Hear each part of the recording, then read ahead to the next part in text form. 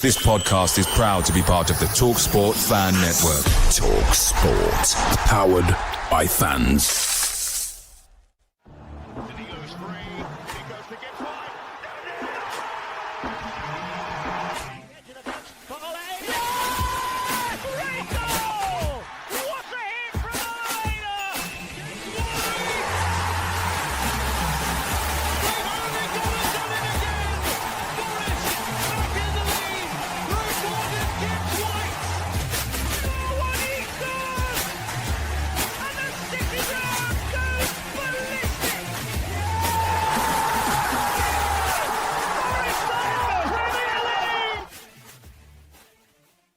Hello, welcome to this edition of Red Side Trent, looking ahead to Spurs away on Monday Night Football. Joining me is Mason Coy. Mason, how are you, first of all? Yeah, good, thank you, mate. Happy to be back. Good. I mean, we'll talk a little bit about Everton at the weekend. I mean, we just spoke a little bit off there. You were irate, I was sad. Together we make up a depressive Forest fan. Just a brief recap of Everton. What your thoughts and feelings were, mate? Oh, how long we got? Yeah, just massive disappointment, to be honest. Anger. Can't say I felt upset like you, but no, it's anger mainly for me, mate. I think, yeah, it was just one of them. I think Moyes did a job on Nuno. I think we were poor, and we've shown that when we're poor, we can be very poor. And I think that was the peak for me, to be honest, on Saturday. I think I said it to you just then as I joined the chat room. I think that's the worst I've seen us play probably for a good 5 years. I think even the basics of football, which our team has been quite good at this season, we weren't even doing, and we couldn't do. It's not that we weren't trying to do them, we couldn't do them. But I think a bit of credit does have to go to Everton. I think they just did Everton things. They ran, they outfought, they played long balls into dangerous areas of the pitch, and I don't think we dealt with it very well at all. But yeah, I think on the whole, mate, is one to forget and hopefully move on from very, very quickly. And I think if we see it, one, maybe two more of those performances this season, we can kiss goodbye to a top 5 finish. I know that for sure. Yeah, I mean, we definitely can't afford to not get the basics right in the next 6 games, 7 if you want to include the City game in the semi-final. If we want to get through in that game, and I mean, they had a magnificent comeback City, and we've kind of all fearing, especially after the Everton game, like, oh God, like if we're going to play like that, then we're in for a hiding. But I think the one positive to take away from this is Everton have been so good under David Moyes, and actually they've got a massive part to play in the end of this season. So their next couple of games are Man City at home and Chelsea away, and then even if you want to look deeper, the last game of the season they've got Newcastle away, and that could help a lot of teams out, to be honest. So with Everton in like decent form, I guess it kind of puts that spanner in the works for a few different teams. But yeah, we were awful. We need to hopefully that gives us a bit of a kick up the backside, because going into this game on Monday night, we could end up being, I think, as low as 5th or 6th, maybe even if results go how we maybe expect them to go with Spurs. But what's just before we do get into Spurs a bit more, I did ask a question on the last pod, which was about January and about maybe a notion of bottling it. I just wanted to get your thoughts and opinions first of all on, do you regret like us not signing anyone in January to help boost the squad up, or do you think it was a bit of a non-starter with the market and everything else? A bit of both, really, to be honest. I think it's hindsight, isn't it? It's all right saying now, after we've missed Wood and we've missed Stainer for however many games it's been between the both of them. It's all right saying now, we should have bought someone else, because if them two would have carried on, we would have been completely fine. I think, yeah, it's difficult with our squad because, like we said, we weren't prepped for this. We're a lot of seasons behind in terms of growth. Villa, Newcastle, Chelsea, the teams we're competing with. So it's difficult to comment. But yeah, I think I'd have liked to have at least seen one coming in January. I would have. Obviously, we were linked with Wissa and a few other players. So yeah, I would have at least liked to have seen one. Obviously, because of Taiwo's struggles. Obviously, Jota and Sosa are what they are. I think we don't really need to comment on them anymore. I think we've run it into the ground as Forest fans as a whole, haven't we? What we think of those two and what they bring. Not their fault either. But no, I think, what was the other part of the question? Sorry, mate, about there's January and then. Do you get this notion that we are potentially going to bottle getting into the Champions League, or do you think are you a Forest fan that's thinking if we get any European football, it's good, because it's never been we're miles and miles ahead. It's always been maybe a game or two where if we lose two or draw two, we can get caught up in an instant. Yeah, I think I've said it actually on here. I think I would always be happy with any form of Europe, but I think now it's so close, and we're so close to Champions League football.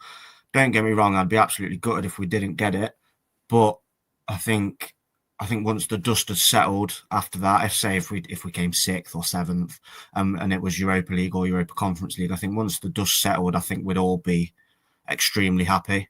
And I think, like I said, there'd be a slight bit of disappointment in there because obviously Champions League the pinnacle, isn't it, of football. But no, I'm one who I don't think we're going to bottle it. No, I think I've seen more than enough in Nuno. I've seen more than enough in this team we're going to bounce back.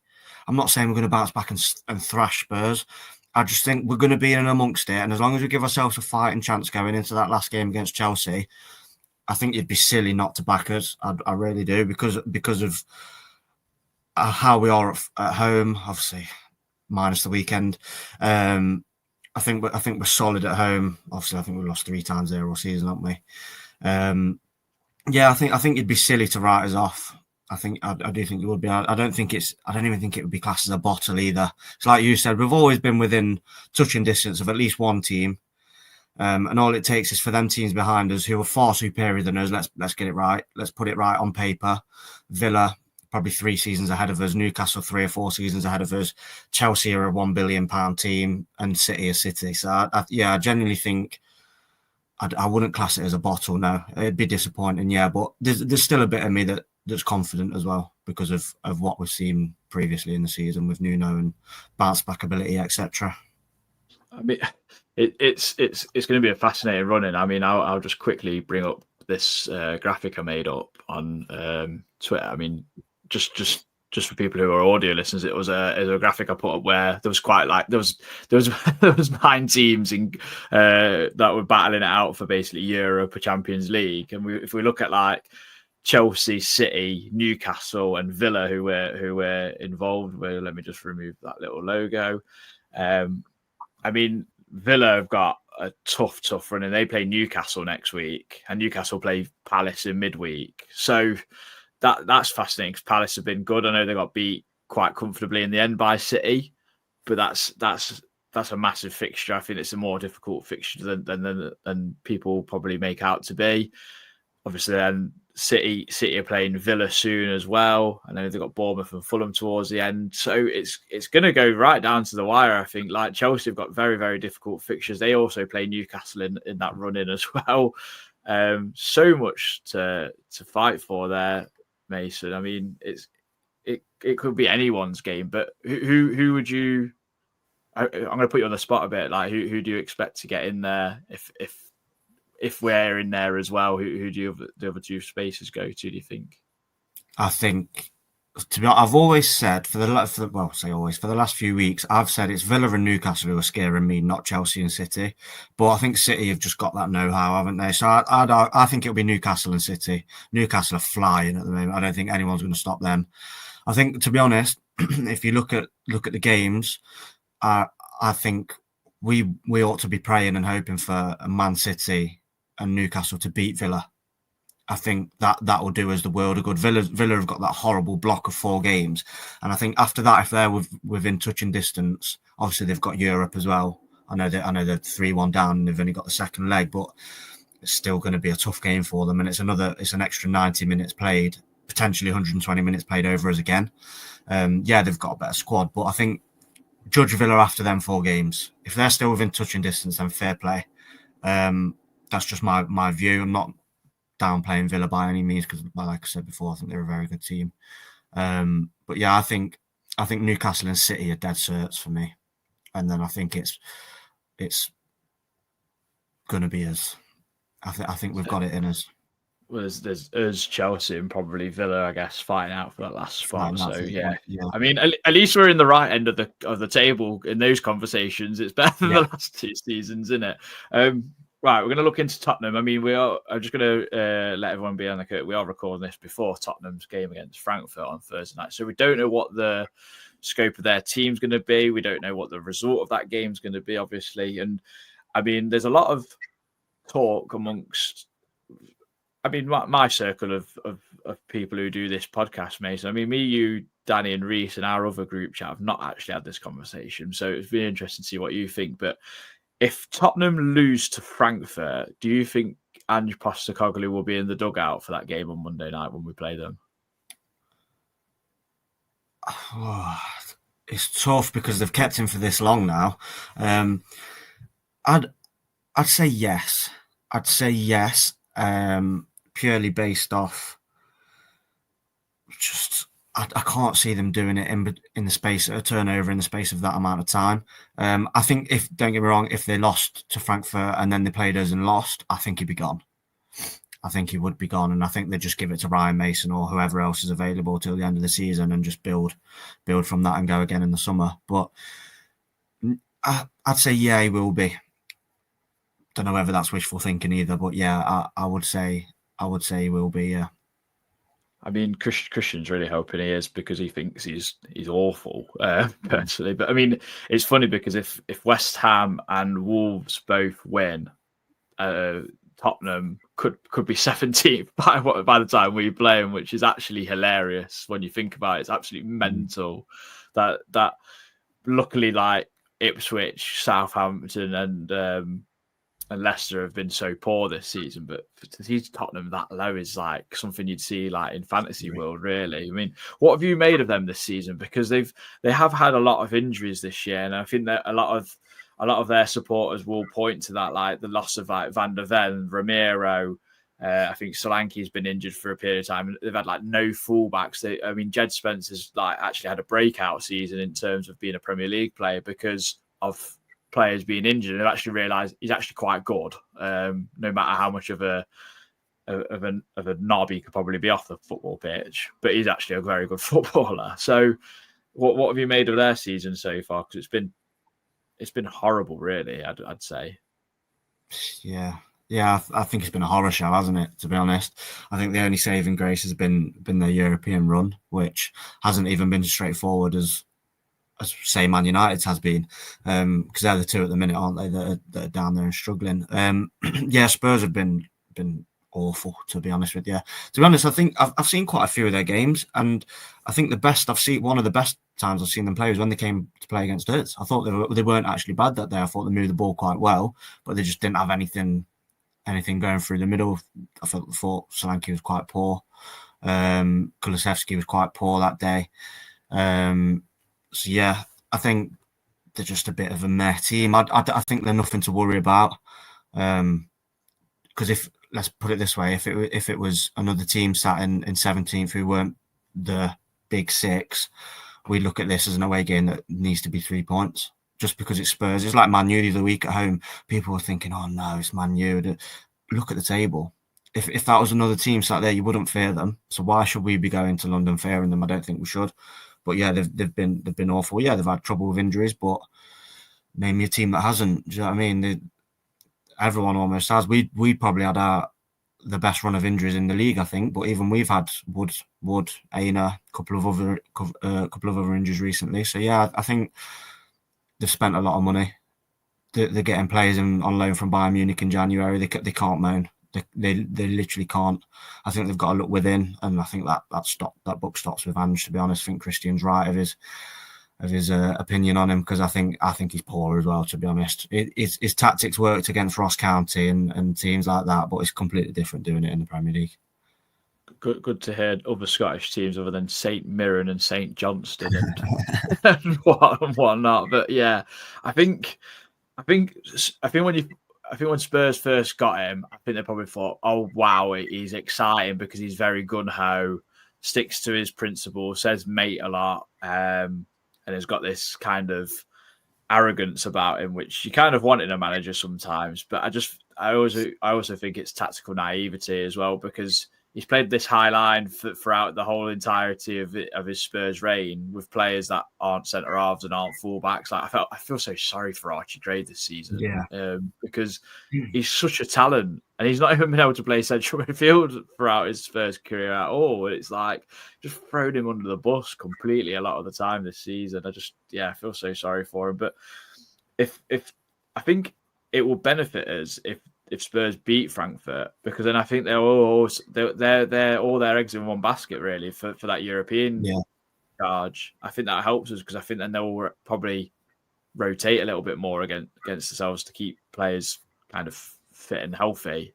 So it's a difficult one because we don't know the result of that game. So hard to say what sort of side they'll play, but we'll bring up our team. Well, it's your team really, but it's a team that I'd probably pick anyway. So just to read it out, if it's Sells in goal, Williams, Milenkovic, Murillo, Alex Moreno at the back five, Dominguez, Anderson in central midfield, Elanga, Gibbs, White, Hudson-Odoi, and Chris Wood up front. It kind of speaks for itself, really. If I know you mentioned to me if Einer's fit, him in, and Williams at left back.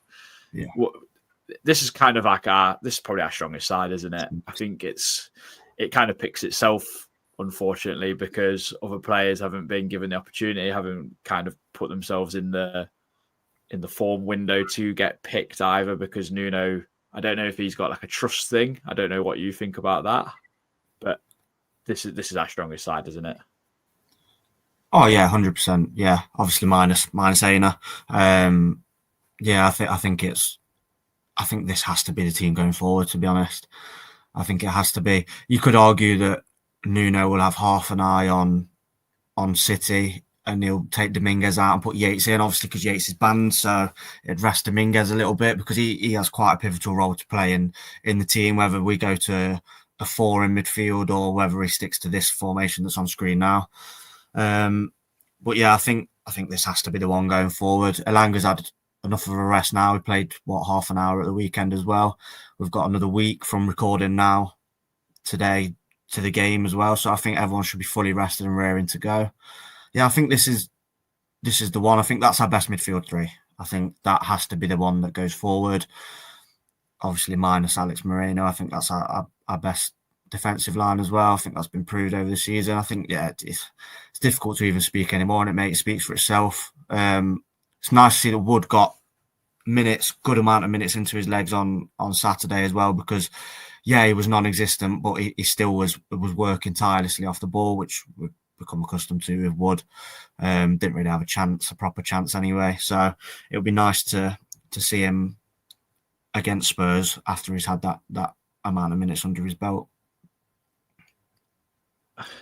Can I just ask this is a very off-tangent question. What did you think of his boots on Saturday? Because I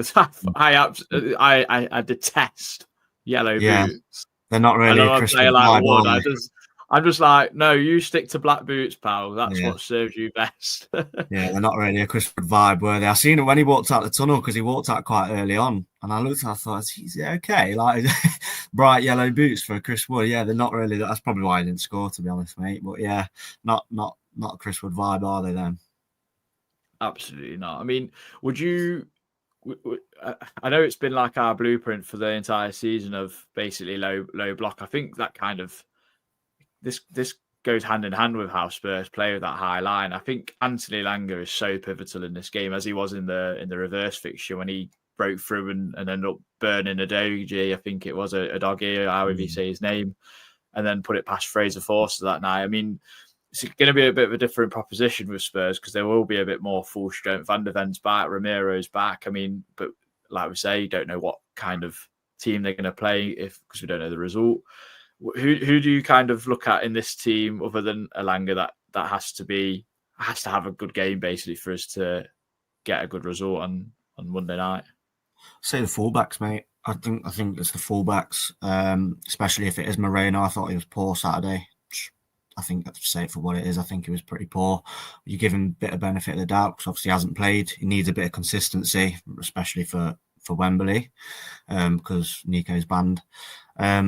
But yeah, I'd say the fullbacks 1v1 battles, because that's, I think, where they're probably strongest. I don't rate Solanke as much. I know he always scores against us, but I think since he's been back, he hasn't hit the ground running. I don't even think he scored since he's been back from his injury. The midfield three can be relatively poor on the day as well, whoever it is, whether that's Maddison, Sarr, Bentancur, Basuma. I don't really think they're anything to worry about. Could come back to bite me on the bum, but I'm just going off previous. But yeah, I'd say fullbacks, mate. I think if Nico Williams and it is Alex Moreno, if they can win their battles, I think the rest will do the talking, to be honest, mate. Because I do think we will go with the same 11 that's on this now, but I think it'll be the tweak where Alanga goes more central.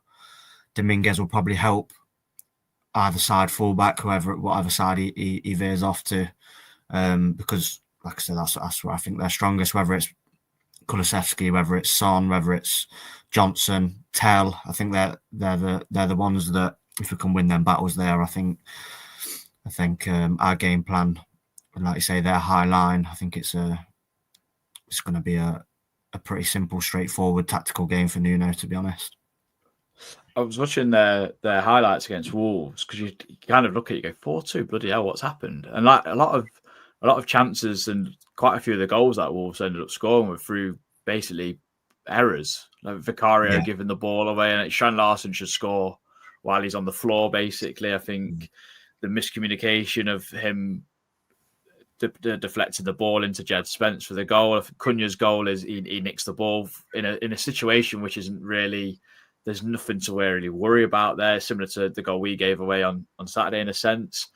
I think the Strand Larsen goal that Aït-Nouri takes the ball off Pedro Porro like so easily. It's just kind of like, what the heck is what are Spurs players doing in that scenario? So I think if we could get the press right, especially if Anthony Elanga is fit, because he covers the ground so fast, you've always got a bit of a chance of nicking a ball. Now, I am surprised we don't nick the ball a bit higher up the pitch in those sort of little scenarios. So hopefully that kind of plays into our hands. And yeah, we need to kick up the backside. I part of me is hoping like maybe we do fall out of those top four spaces, because I think then the players will realise, well, we need to roll our sleeves up. Let's park the semi-final of the FA Cup to one side, because that's a different game. We have to approach every game as that we want to win. So, and I mean, we can have this little conversation now, Mason. Would you rather get Champions League or into the FA Cup final? Because it's close now. It's very, very close, and they both can be a reality as well at the same time. Yeah, that's what I mean. For starters, mate, it's what a question. Imagine if we'd have said that a year ago, like we were battling with Luton. Yeah, mate, I've been the same throughout. It's probably not the most popular opinion, but I think Champions League for me. I love the FA Cup, don't get me wrong, I love the FA Cup. And so if someone said to me, you're going to beat Man City and get to the final, I'll rip your hand off. Of course I would. It's not downplaying it, but I think for me, Champions League just pips it. I think that's the pinnacle of football. European football, I think that's the thing as well. I think the revenue that it brings, we've seen Leicester do both, and more recently won the FA Cup, and their drop-off has been astonishing, hasn't it, really? So I'd say Champions League, just purely because of the calibre of player it brings, the money it brings. I think then arguably next season you can look at it and go, well, the FA Cup's tangible now. I think because our squad depth at the minute is so poor. To be honest, I think the FA Cup run has been what's hindered us in the league, to be honest, recently.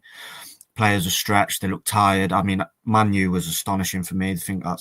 I know I've listened to your guys' preview of it after the game. And you all said, well, I think it was recent Christian said it wasn't the best win. For me, I think it was. I think that summed up our team to a T. We were absolutely, like, after 5 minutes, I can turn to my brother and saying, they look out on the feet, and we're 5 minutes in. And then we scored 2 minutes later. And then after that, it was backs against the wall for however long it was. I think that game, I think if we're fresh and there's no FA Cup run, I think it's a comfortable win against Man U.